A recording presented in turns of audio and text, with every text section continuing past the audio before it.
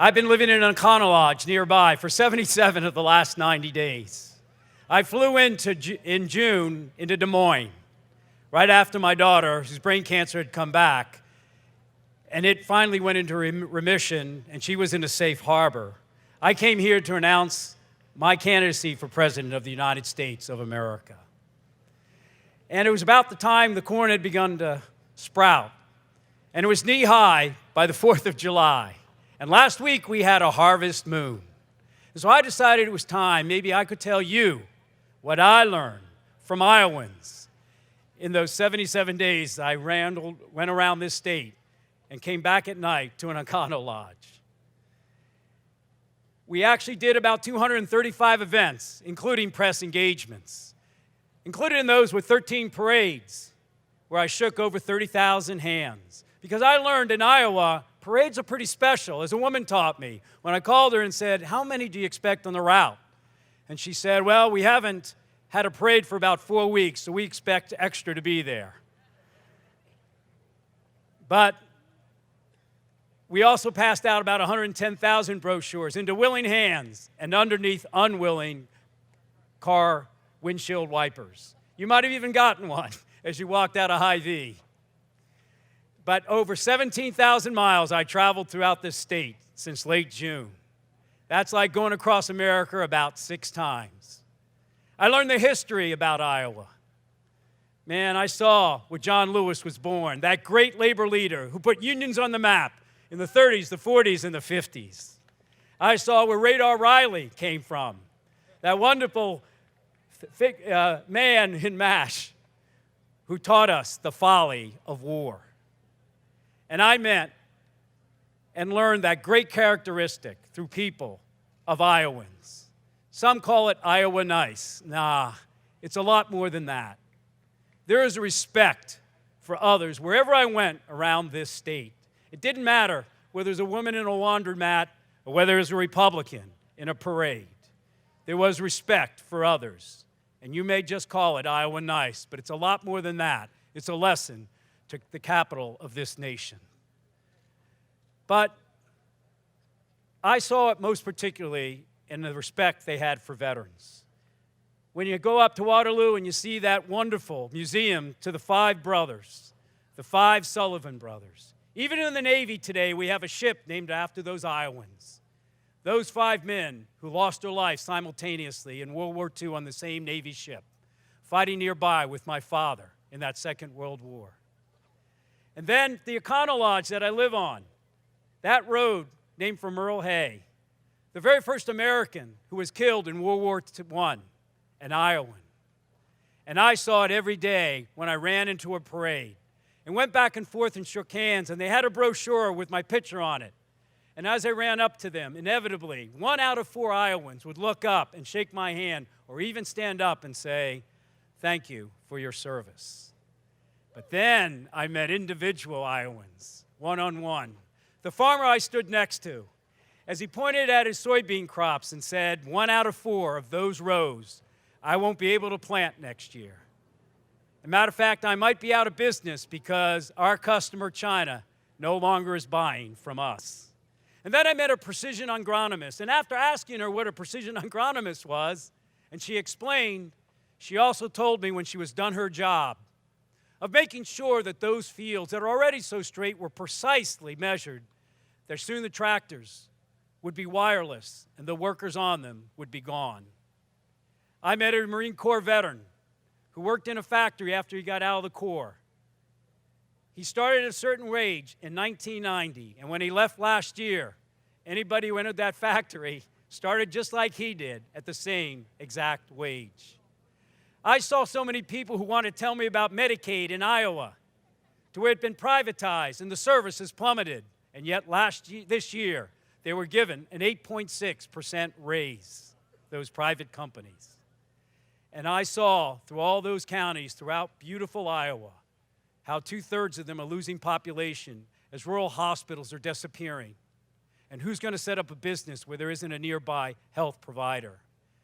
I listened and watched because it reminded me of how I'd walked 422 miles across Pennsylvania one time when I was running for the United States Senate. from the border of New Jersey with Pennsylvania all the way across to Ohio. I met coal miners who are losing their jobs, and many more will, but they don't have the money to learn a new skill. I met manufacturer workers who lost their job in Johnstown and also didn't have the money to lose a new skill as those small businesses went away. When I walked across the beautiful state also of Pennsylvania, that Keystone State where I grew up, I got 2 calls. One was from a Republican, because I was in my flight jacket, and he recognized me as I was walking past his car dealership, and he said, and yelled out at me, "Hey, Admiral, I'm a Republican, but I love what you're doing." And then I got another call from the head Democratic senator who raises the money for the Democratic Senatorial Campaign Committee and said, "Stop walking. Go back to your office and fundraise." But I kept walking and followed that Republican's advice. And it would cost me, as my party leadership then put in from that committee more millions against me than they put in against Mitch McConnell. Too many have lost sight that it is always about people, above party, above self, above any special interest, no matter the cost. Come aboard with me to an aircraft carrier that I commanded in my battle group. As I launched off Afghanistan, 8 pilots, 7 of them had been in the first Gulf War. 1 of them had never been off the carrier deck, certainly not in combat before. She was 26 years old, and she was the one that disobeyed orders that night not to dive below 20,000 feet until we had time to check if she might or they might be endangered below. But 8 special forces had been ambushed. 4 had died immediately, and they said, "We have moments left. Someone strafe, we'll get out." Some asked permission, but that young woman, that brand new pilot, felt she couldn't wait. She dove 3 times to strafe, and those 4 special forces who still lived picked up their 4 dead comrades and came home that night.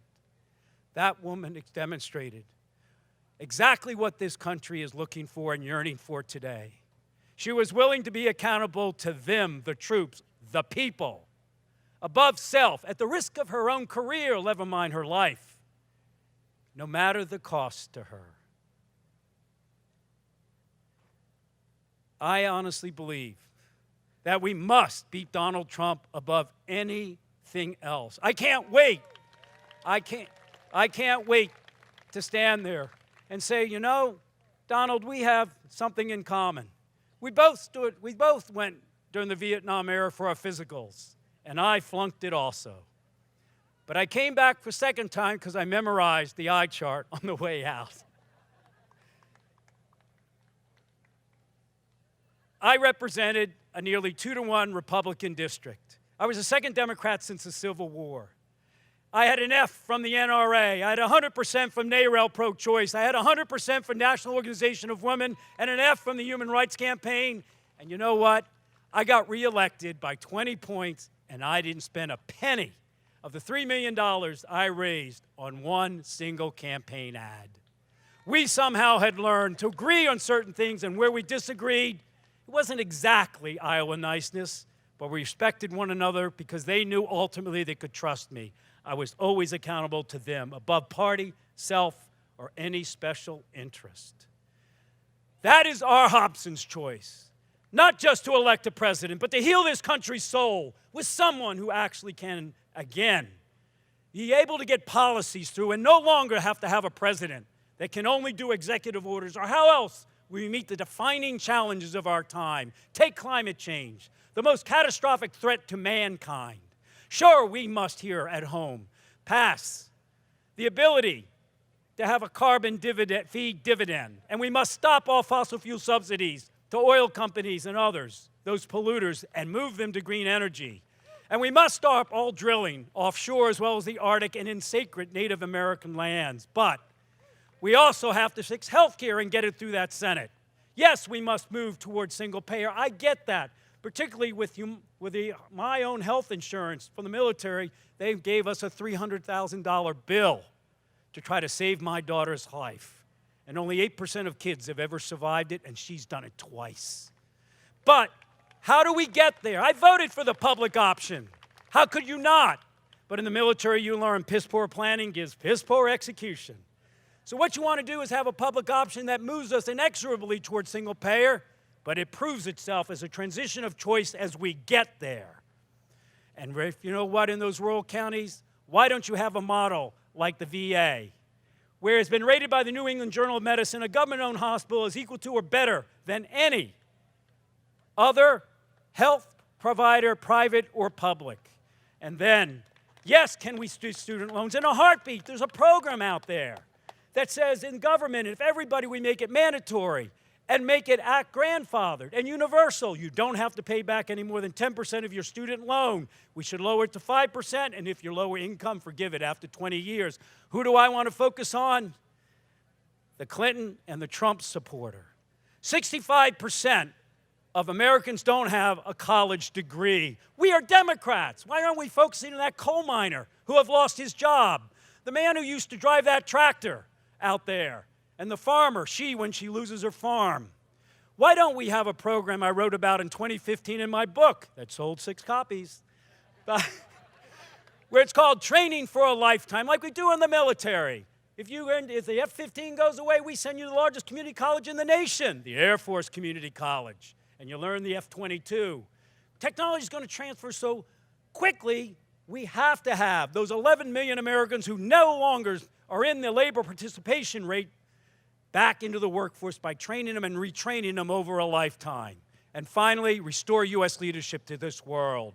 So no longer do we have Democrats and Republicans alike who don't understand when they voted for that tragic misadventure in Iraq, the militaries can stop a problem, they can never fix a problem. And our president today had better understand with Iran, you better know how it's going to end before you begin. Thank you very much.